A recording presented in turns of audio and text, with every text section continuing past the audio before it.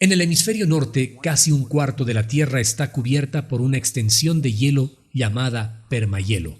Se extiende desde la superficie y hasta miles de metros abajo. Su suelo contiene millones de toneladas de plantas ricas en carbono y restos de animales suspendidos en un estado perpetuamente congelado. Pero ahora, con la actividad humana calentando el Ártico de 2 a 3 veces más rápido que el resto del mundo, este permahielo se empieza a descongelar. Y de modo alarmante contiene el doble de carbono de lo que contiene la atmósfera hoy en día y el triple de lo que contienen todos los bosques del mundo combinados. Conforme se descongela, animales microscópicos llamados microbios que han estado congelados durante decenas de miles de años están despertando y alimentándose de los nuevos restos de carbono descongelado, emitiendo peligrosos gases que atrapan el calor. Si tomáramos todos los microbios de la Tierra, descubriríamos que pesan probablemente 50 veces más que todos los animales de la Tierra. Ahora, estos microbios necesitan comer, y lo que comen son restos de plantas y animales. Y como resultado de alimentarse de ese material, producen dióxido de carbono y metano. Para comprender cómo las temperaturas calientes aceleran la actividad microbiana, no se necesita salir de la cocina. Es como tener un pollo en el refrigerador.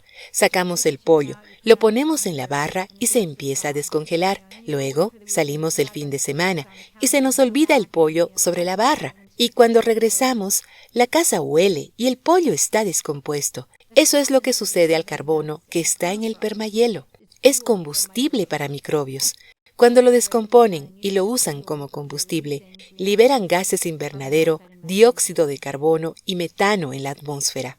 Impulsados por las emisiones de combustible fósil que elevan la temperatura en el Ártico, estos microbios están amplificando el calentamiento. Conforme el permahielo se descongela, al liberar más dióxido de carbono y metano en la atmósfera, y calentando aún más el clima en un ciclo que se perpetúa a sí mismo. ¿Cuál de estos gases que atrapan el calor es liberado? Depende del medio ambiente en el que los microbios digieren el carbono. En condiciones ricas en oxígeno, como en el suelo y las superficies de los lagos, los microbios producen dióxido de carbono como derivado. Pero en los ambientes con poco oxígeno, como los pantanos y los fondos de lagos fangosos, producen metano, que es 30 veces más potente para atrapar el calor que el dióxido de carbono.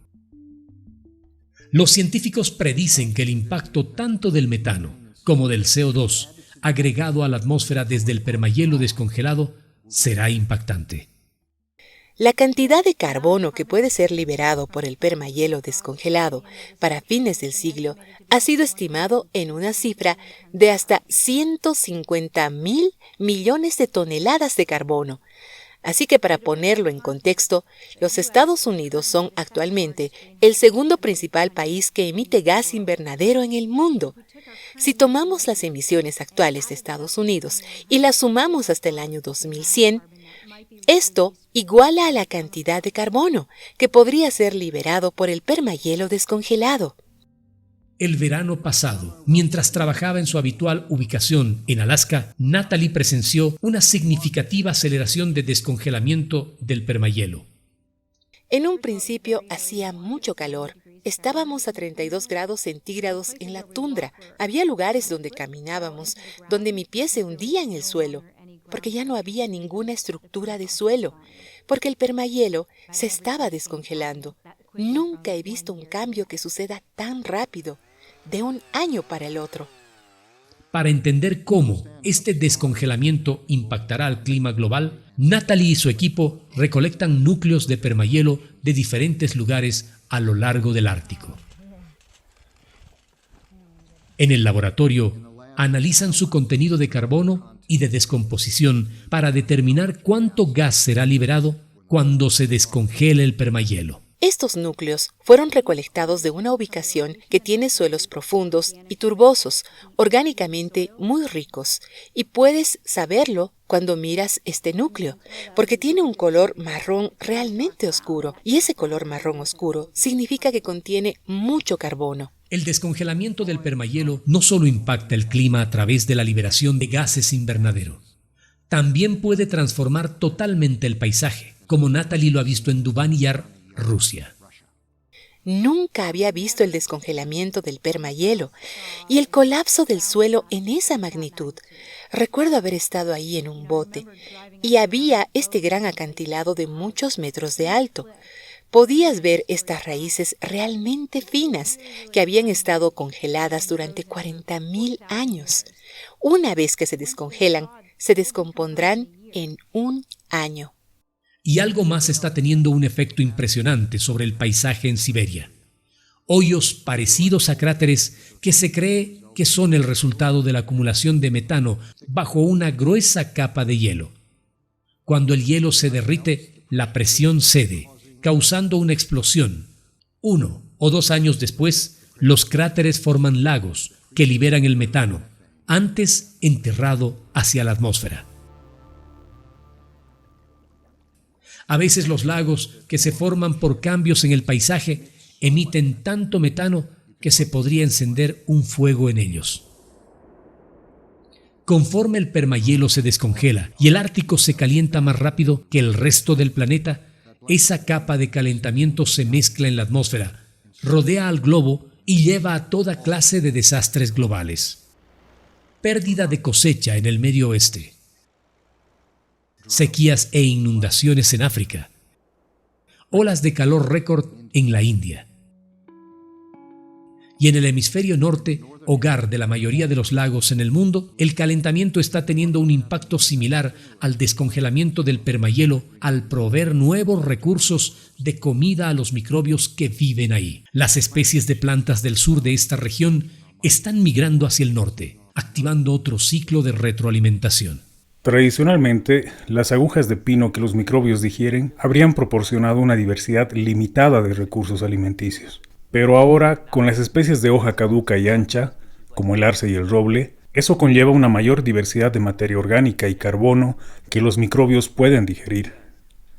Más opciones alimenticias significan un incremento en la actividad microbiana, lo cual, en fondos de lagos fangosos escasos de oxígeno, llevan a una producción de metano, a un clima más caliente y a lagos más verdosos en un ciclo siempre amplificante. Y el rango geográfico donde esta dinámica sucede se está expandiendo. Ese cambio hacia el norte no solo sucede en las latitudes del norte, donde están la mayoría de los lagos del mundo, sino también en otras partes, como en Nueva Inglaterra, como en el área de los Grandes Lagos.